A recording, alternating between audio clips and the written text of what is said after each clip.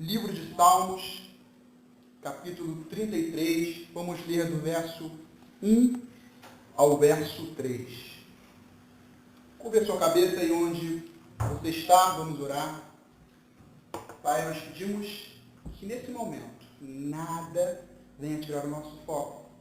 Que a Tua palavra, que é lâmpada para os nossos pés e luz para os nossos caminhos, que é como uma espada de 2 gumes, que penetra até a divisão da alma, das juntas e medulas, e que é apta para discernir os pensamentos e as intenções do coração, que a Tua palavra venha nos cortar de fato.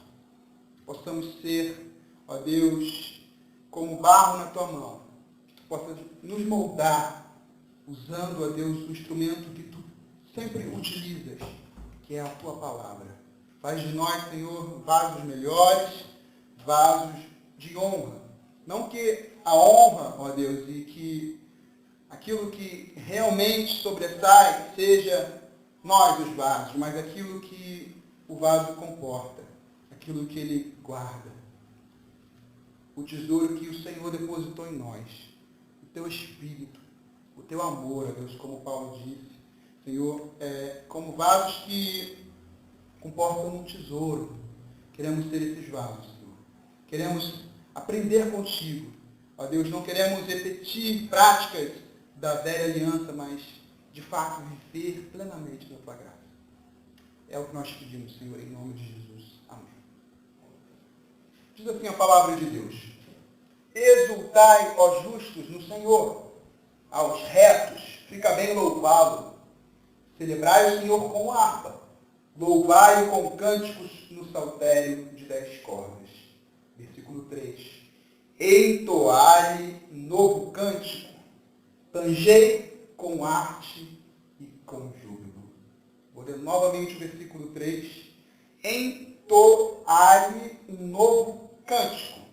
Trazei com arte, tangei com arte e com júbilo. O título da mensagem é Chega de mesmice. É hora de entoar uma nova canção. E eu quero começar essa reflexão perguntando a vocês por que será que Deus teria o interesse em ouvir de nós um novo cântico? Qual a razão de Deus querer ouvir de nós uma canção nova? Bem, eu quero destacar alguns pontos. E o primeiro é o seguinte: Deus, em sua grandeza, em sua majestade, Ele é de fato insondável. O conhecimento de Deus, da nossa parte, nunca vai ser pleno. Por mais que você tenha intimidade com Deus, conheça a palavra de Deus, tenha experiências profundas com Ele, você nunca vai conhecê-lo na sua totalidade. Tudo, eu ouso dizer, tudo que eu conheço de Deus ainda é muito, muito, muito, muito superficial, muito pequenininho. Ainda tem muito mais para se conhecer, para se explorar, para se alcançar. A nossa compreensão ainda pode se expandir muito, muito mais. Talvez seja por isso que o apóstolo Paulo tenha dito lá em Romanos, capítulo 11, versículo 33, como a gente aqui cantou, talvez meditando em algo parecido com o que nós estamos a refletir nesse momento, ele tenha dito essas palavras. Ó profundidade da riqueza, tanto da sabedoria como do conhecimento de Deus. Quão insondáveis são os seus juízos e quão inescrutáveis os seus caminhos. Quem, pois, conheceu a mente do Senhor? Ou quem foi o seu conselheiro? Então, por mais que a gente mergulhe nos rios de Deus, sempre vai ter algo mais. O conhecimento de Deus, ele é progressivo. Lá em Oséias diz a palavra do Senhor o seguinte: conheçamos e prossigamos em conhecer o Senhor. Então, é algo constante, contínuo, progressivo. E aí, cada vez que nós conhecemos mais um pouco de Deus, a gente se encanta. A gente fica maravilhado, embasbacado. E com isso a gente pode fazer o quê? Entoar uma nova canção. Diante daquilo que nós passamos a conhecer. Diante daquilo que nos foi dada a oportunidade de ser revelado. E aí eu quero trazer um fato. Uma vez uma irmã procurou um pastor e disse para ele assim: pastor, lá no céu deve ser muito chato, né? Ah, mas por que, irmã, que lá no céu vai ser chato? Ah, porque a gente vai ficar só adorando, só louvando eternamente. Pô, vai ser uma coisa, sabe, chata, monótona, vai ser uma mesmice. E aí o pastor falou para ela o seguinte: eu acho que a senhora está com algum problema relacionado à adoração. Porque Deus é tão imenso, Deus é tão complexo, algo que é tão para além da nossa capacidade de compreensão, que lá no céu, a cada momento que você constatar algo novo da parte de Deus, você vai se alegrar. Você vai querer louvá-lo, você vai querer render graças, você vai dizer santo, santo, santo, santo, santo. E cada santo que você diz tem uma motivação em algo que você descobriu. Então não existe mesmice, não existe monotonia, não existe nada mecânico, não existe uma adoração mecânica. E o que eu quero tratar, falando de nova canção, não diz respeito à música, não diz respeito também ao que se convencionou chamar de louvor e adoração. Essa nova canção diz respeito à expressão íntima do seu ser, da sua alma. Aquilo que você sente, aquilo que você vivencia, aquilo que você expressa nas suas emoções, em qualquer talento artístico, em qualquer palavra que você possa expressar, ou até mesmo em qualquer canção que você possa entoar. Não está restrito ao campo da música. Adoração não tem nada a ver com música, é um estilo de vida. A sua vida, de maneira coerente com a palavra de Deus, baseada nos princípios do amor, é uma adoração ao Senhor. Cada vez que você serve a alguém, que você ama alguém, que você é instrumento de Deus para abençoar alguém, você está adorando o Senhor. E aí, um outro ponto que eu quero tocar é: por que será que Deus desejaria ouvir um cântico novo? Bem, Deus tem a seguinte característica: Ele é imutável. Ele não muda. A Bíblia diz que Jesus é o mesmo ontem, hoje e eternamente. Deus, ele não muda, porém nós estamos em constante transformação, em constante mudança. É ou não é? Ou você é o mesmo de 10 anos atrás, é? Não. Você é a mesma de 5 anos atrás? Não. Você não é a mesma nem de ontem. Que dia após dia nós mudamos. Algo em nós é trabalhado, algo em nós é acrescentado ou é retirado. Nós estamos em constante transformação. A Bíblia diz: aquele que começou a boa obra é fiel para completar. E quando ele vai completar? No dia do nosso Senhor Jesus Cristo. Pode ser no dia que ele vier em glória ou como no dia que ele vier para você, chamando você exclusivamente, não sei. Mas até lá nós estamos ainda em processo de tornar-se. Estamos em fase de acabamento. Há uma placa em nós dizendo assim: em reforma, em obra. Então, nossa vida, ela está em constante mudança. Circunstâncias novas aparecem, problemas novos, conhecemos pessoas novas, mudamos de emprego, mudamos de opinião, não é isso? E existe um princípio, um conceito na filosofia chamado contingência. O que é isso?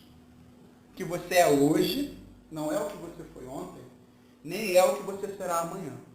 Estamos em constante transformação. Mediante isso, o que eu quero dizer?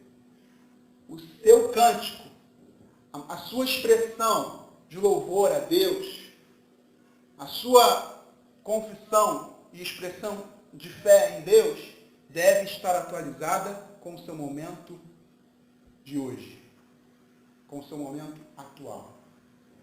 Então, um novo cântico diz respeito àquilo que você vivencia hoje. Aquilo que você está experimentando no hoje. Por que a gente vai cantar uma canção repetida? Ou por que a gente vai fazer uma oração repetida, já decorada, algo mecânico? Por quê? Algo no automático.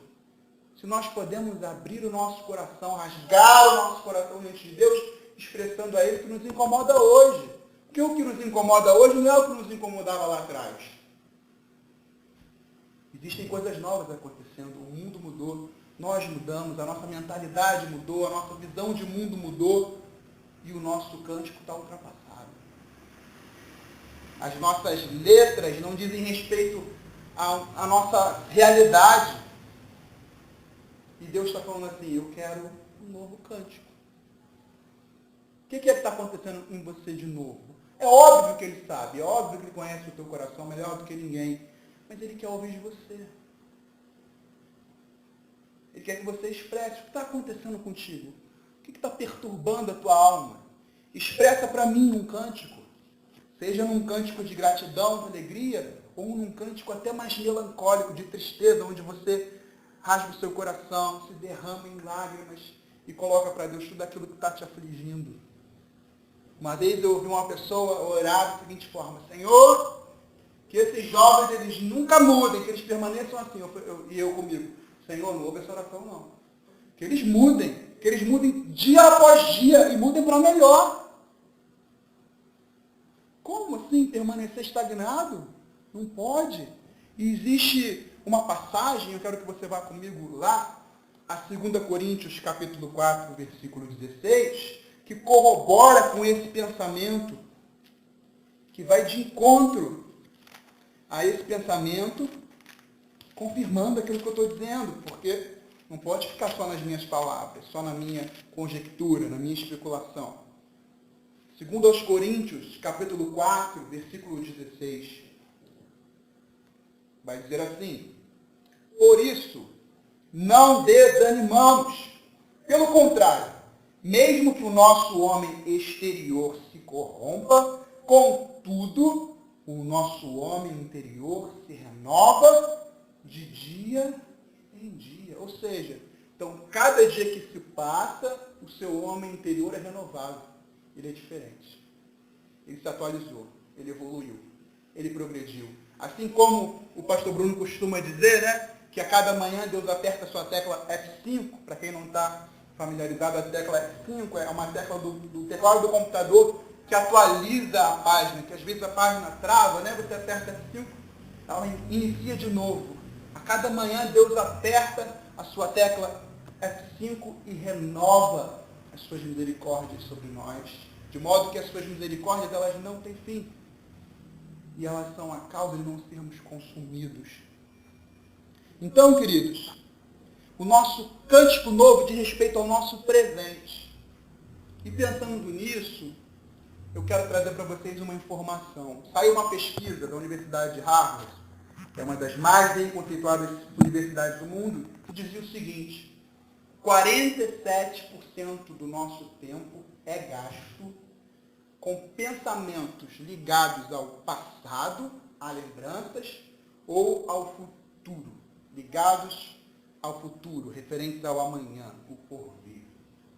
Isso quer dizer que passamos quase metade do tempo de nossas vidas preocupados, ansiosos ou melancólicos, deprimidos, frustrados, magoados com relação ao passado.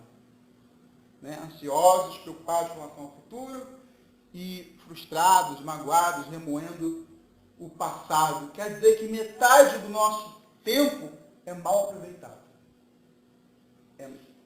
É mal gasto. Às vezes você está num local, mas está só de corpo, a alma e a mente estão em outro lugar. Você não está por inteiro.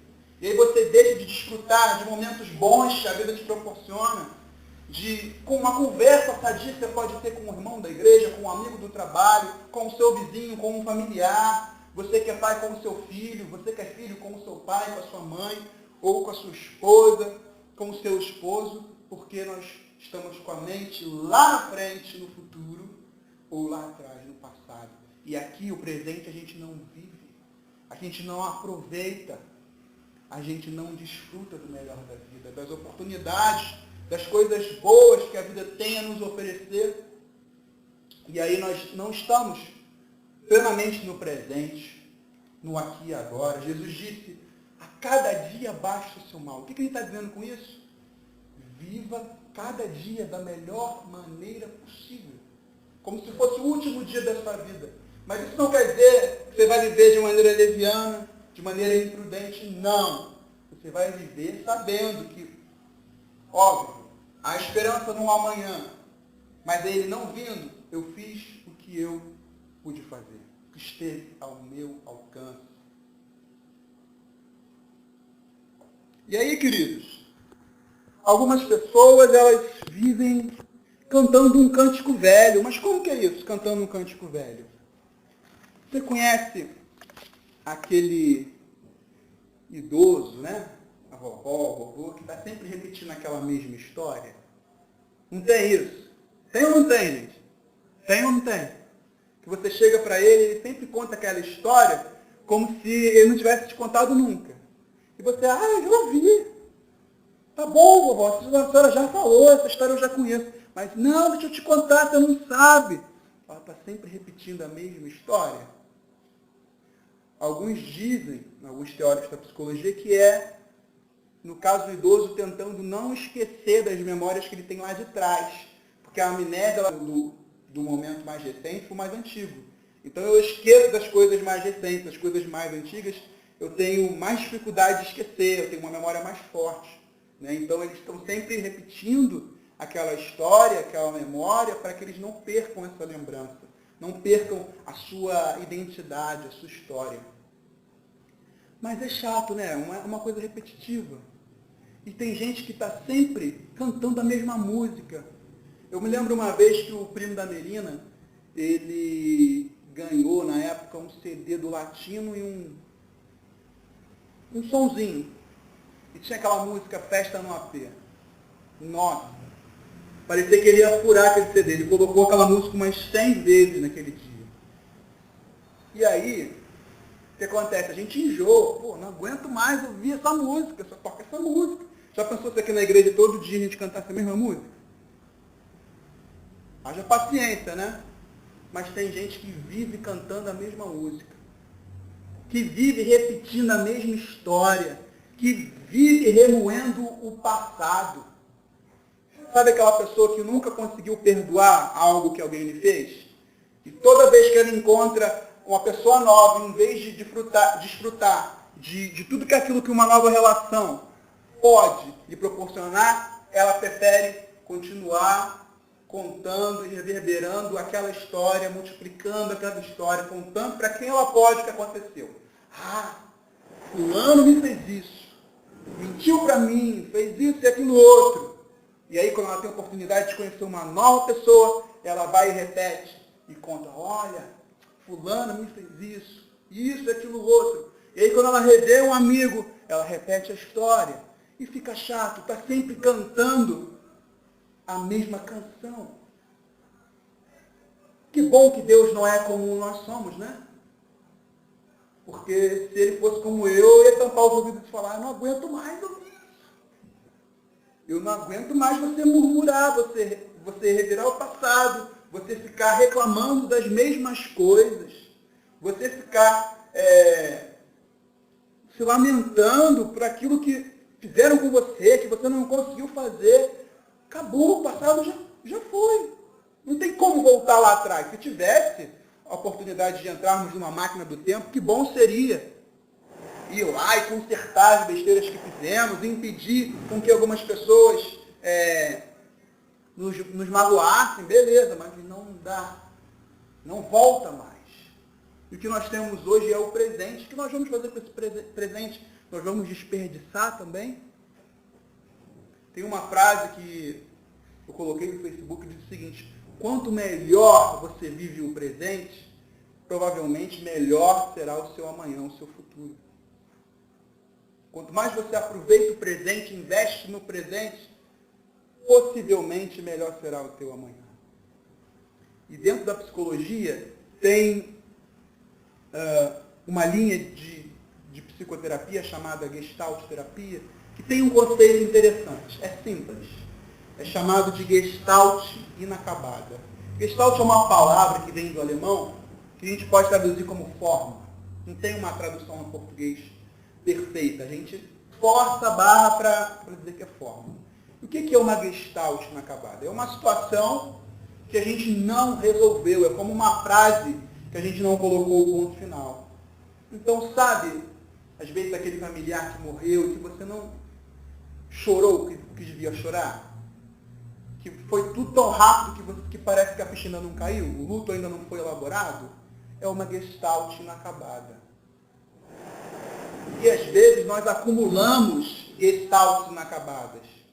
Uma pessoa que nós não perdoamos e nós continuamos a nos magoar toda vez que ouvimos falar do nome da pessoa, toda vez que a vimos passar pela rua, ou uma frustração, um concurso que não passamos e pensamos que poderíamos ter passado, e a gente fica com aquilo inacabado e convivendo com todas essas situações inacabadas.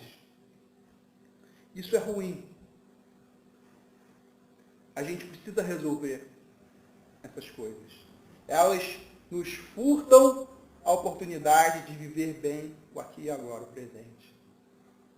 E como que a gente pode resolver essas gestaltes inacabadas? A gente pode colocar diante de Deus. A gente pode expressar para Ele tudo aquilo que ainda nos incomoda, nos trava, nos impede de viver o novo. A gente pode ressignificar o passado. A gente não pode voltar lá atrás e mudar a história, alterar. Mas a gente pode hoje dar um novo sentido. O Nietzsche costumava dizer que aquilo que não me mata me torna mais forte. Um outro filósofo existencialista, o Jean-Paul Sartre, dizia: não importa o que fizeram de você ou com você, mas o que importa é o que você faz com o que fizeram de você ou com você. Então, há em suas mãos a capacidade de dar um novo sentido àquilo, de desfrutar de um aprendizado. A Bíblia diz que todas as coisas cooperam para o bem daqueles que amam a Deus. Que se os nossos olhos forem bons, todo o nosso corpo será luz. Os olhos bons diz respeito à maneira com a qual nós enxergamos a vida. A gente, sabe aquele ditado? Você pode ver um copo pela metade, com água pela metade. Você pode vê-lo meio cheio, né? Ou meio vazio. Aquele que tem olhos bons vai ver meio cheio, está quase. O que tem olhos maus vai olhar de maneira negativa. Puxa, está esvaziando. É assim com a vida. As situações que nós passamos, elas podem ser ressignificadas. A gente pode aprender com elas. A gente pode reavaliar. A gente pode repensar. A gente pode dar um novo sentido e assim superar. E a palavra de Deus, ela tem resposta para isso também. Isso tem embasamento bíblico que eu estou falando. Não é só psicologia, é Bíblia, é teologia. Vamos lá para Filipenses capítulo 3. Veja o que o apóstolo Paulo falou. Filipenses 3, a partir do versículo 13. A gente vai ler o 13 e o 14. Vamos lá. Filipenses 3, versículo 13 e 14. Irmãos, quanto a mim, não julgo havê-lo alcançado, mas uma coisa faço, esquecendo-me das coisas que para trás ficam e avançando para que estão diante de mim. Prossigo para o alvo, para o prêmio da soberana vocação de Deus em Cristo Jesus. Ou seja, o passado ficou para trás. Existe hoje a possibilidade de construir um futuro que está intacto, que está ainda a ser construído. É nisso que eu vou me apegar. E no outro extremo, tem aquelas pessoas que o problema não é o passado, o problema é o futuro. O problema é o amanhã, é o que pode acontecer, é o que pode dar certo, é o que pode dar errado, é o e se. É a ansiedade É a preocupação. A própria palavra já diz pré-ocupação. Você se ocupa previamente. Uma coisa é ocupação, diz respeito à sua atividade no tempo presente. Outra coisa é preocupação. Quer dizer, a atividade ainda não está sendo realizada, você já está se preocupando, você já está se agitando, se inquietando com o que pode acontecer amanhã, com o que pode. É provável. Nós não temos como prever o futuro. E isso é muito prejudicial também. A ansiedade, queridos, hoje, junto com a depressão, pode ser considerado o mal do século. As pessoas estão sofrendo com ansiedade. A maneira com que a nossa sociedade é organizada, essa rotina nossa de corre-corre, de cidade grande, de trânsito, de estresse, de muito trabalho, de faltar tempo para as coisas boas da vida, às vezes, nós não conseguimos arranjar tempo para passear, tempo para a família, tempo para os amigos, a gente fica ansioso e essa ansiedade se manifesta em sintomas no corpo. As pessoas que têm muita ansiedade, ou picos de ansiedade, então uma constante alta da ansiedade, elas costumam experimentar de alguns sintomas, como taquicardia, o coração batendo mais rápido, acelerado, pensamento a mil, sudorese, tremedeira, boca seca, falta de ar. Então, assim, a ansiedade, ela faz parte da vida. Ela é uma reação nossa que advém lá dos nossos antepassados, de respeito à preservação da vida, né? Os antepassados tinham isso, às vezes poderiam ser atacados por uma fera, etc. Então, é uma reação do organismo para preservar a sua vida. E hoje isso não se dá dessa maneira. Acontece em outro contexto, com outras variáveis. Mas nós continuamos a sofrer com ansiedade. Então, assim, a ansiedade em si não é um problema. O que é o problema é a ansiedade desregulada. É a alta ansiedade ou a baixa ansiedade. A gente precisa da ansiedade num nível ótimo, né? Numa média ali. Quando a gente tem uma baixa ansiedade, o que acontece? A gente fica sem vontade de viver. A gente fica sem motivação para ir em direção àquilo que nós queremos. Nós não nos mobilizamos, nós ficamos na inércia. É a ansiedade que nos move. Então, uma pessoa que está com depressão, ela está, na maioria das vezes, com uma ansiedade lá embaixo. Sem motivação para nada. Sabe? Não está vendo sentido na vida. E uma alta ansiedade também é prejudicial, atrapalha o nosso bom desempenho. A gente precisa que essa ansiedade esteja num nível ótimo. Todavia, há situações e circunstâncias que despertam a ansiedade, né? Por exemplo, uma prova de vestibular, uma prova de concurso, uma entrevista de emprego. Geralmente algo novo costuma despertar ansiedade, algo que nós não conhecemos, o desconhecido, né? Normal.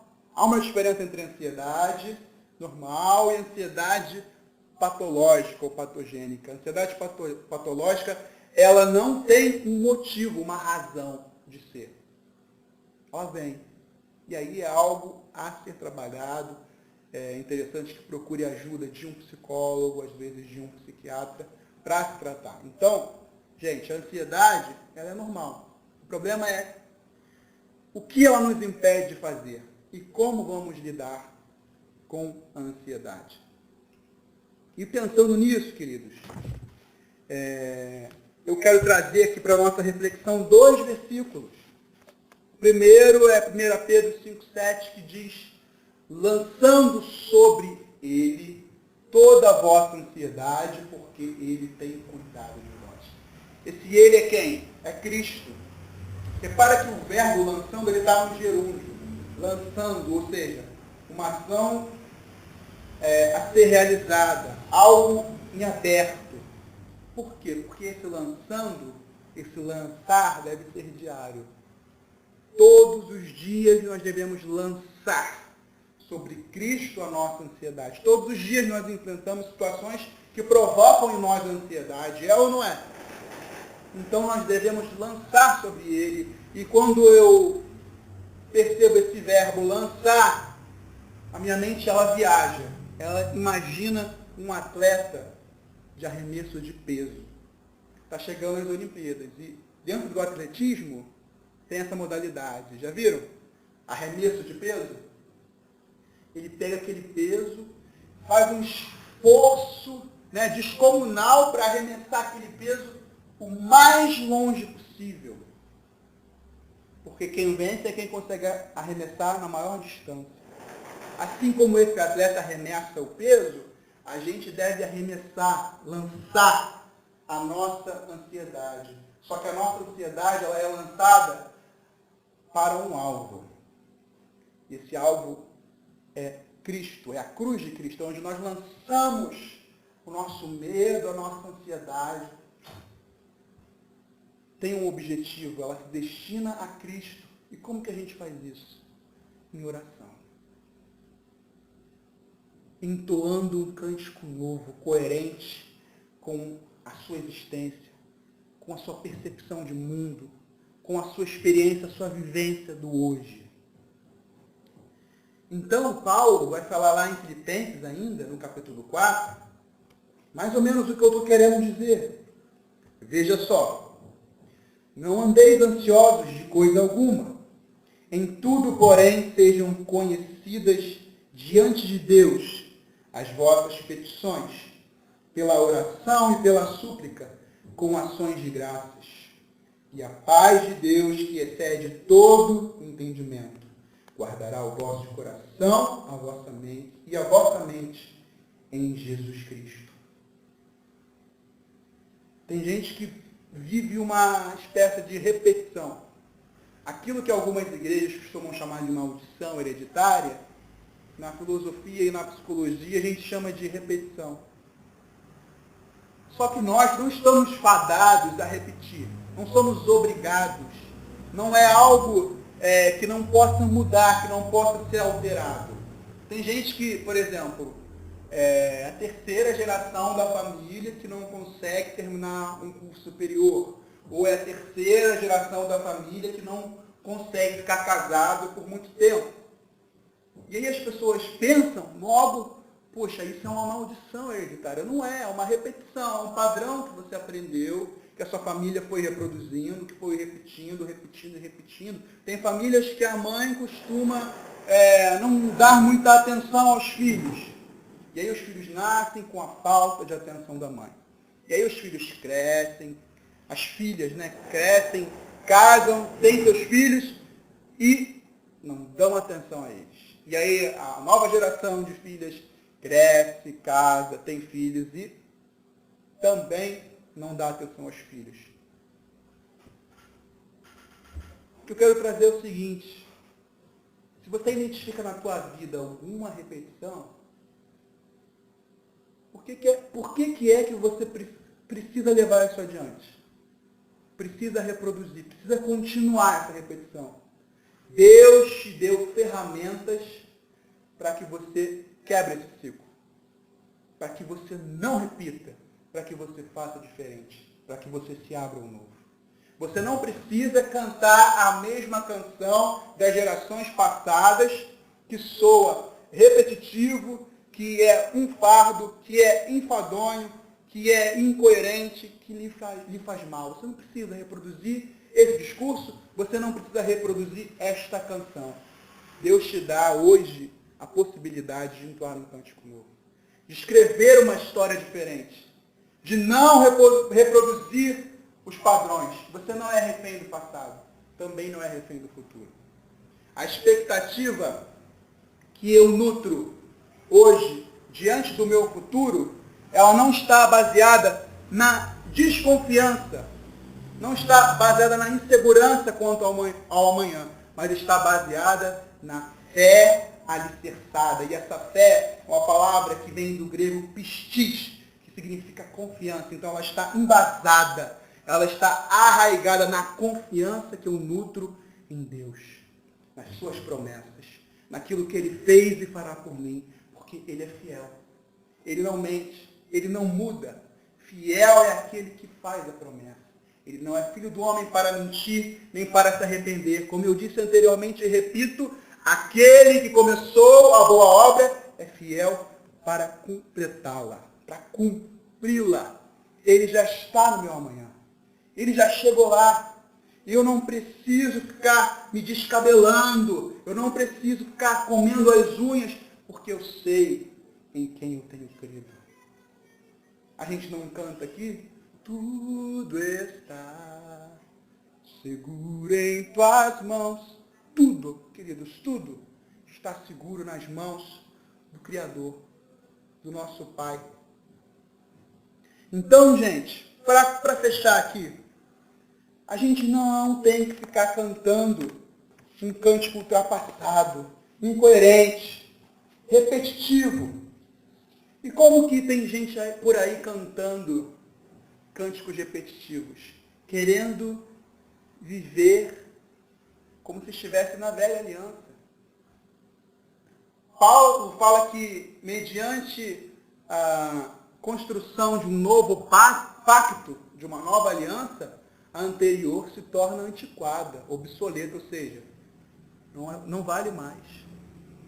Nós, como o bispo pregou aqui na quarta-feira, estamos na nova aliança, na aliança promovida pelo sangue de Cristo, no tempo da graça. E por que queremos viver na graça com elementos da lei? Quer ver uma coisa que não combina? Vocês já viram aquelas miniaturas de Arca da Aliança? Ou então aquelas réplicas que ficam em alguns altares, algumas plataformas de algumas igrejas? Aquilo não combina com a graça. Sabe por quê? Porque aquilo representa, na velha aliança, a presença de Deus. E hoje, Deus habita onde? Em quem ou em que Deus habita? A Bíblia diz que Deus não habita em templos feitos por mãos humanas. Ele habita em quem? Em nós. Ele escolheu morar em quem? Em nós. Nós somos a morada do Espírito Santo. Então, quem importa a presença de Deus? Somos eu e você. Não tem mais Arca da Aliança. Não tem mais sacrifício, aliás. E aí entrando na questão do louvor. O único sacrifício, se é que é sacrifício que podemos prestar a Deus na nova aliança, é o sacrifício de louvor, que não é sacrifício algum. Então, queridos, chega de cantar a canção velha. Chega de viver na mesmice, na repetição. É hora de dar basta à mesmice. É hora de abrir-se as possibilidades ao novo, aquilo que Deus quer fazer de novidade. A palavra de Deus diz: eis que faço uma coisa nova. Deus é um Deus de novidade. Ele quer te proporcionar experiências novas, experiências com Ele que você nunca teve e que às vezes você não consegue ter por um bloqueio, porque a oração é aquela decorada. A maneira de louvar é aquela que você aprendeu, levanta as mãos, mexe, e às vezes chora porque é embalado na melodia da canção. Não. Deus quer que você seja coerente, autêntico, que você coloque para Ele tudo aquilo que está no teu coração. E não precisa ser só aqui no ambiente de culto, porque o culto é mais do que isso. Na verdade, a vida é um culto. Nós devemos encarar a vida como um culto. Então, no transporte público, ainda que discretamente, você não vai levantar os seus braços, né? E se for na hora de voltar para casa, então, se você levantar, é até complicado, porque pode estar exalando um cheirinho aqui, que não vai ser agradável. Você pode dobrar o joelho do seu coração. A Bíblia diz que Deus não vê como o homem vê, Ele olha o coração. Ele não despreza o coração quebrantado e contrito. Então, lá no seu interior, você se dobra diante dele, você se rende. E mesmo em pensamento você coloca para Ele aquilo que você não consegue, aquilo que você não pode, porque somos limitados. E é na nossa impossibilidade, é na nossa fraqueza, é na nossa falta, é na nossa falha, é no assumir a nossa falência que nós podemos confiar na graça de Deus. E podemos, de fato, desfrutar de tudo aquilo que é belo, que é formoso, que a graça pode nos proporcionar. E se nós estamos no tempo da graça, nós devemos dar valor à graça de Deus. Dando valor à graça de Deus, eu creio que você esteja caminhando em direção à vontade de Deus para ti. E a Bíblia diz que a vontade de Deus ela é boa, perfeita e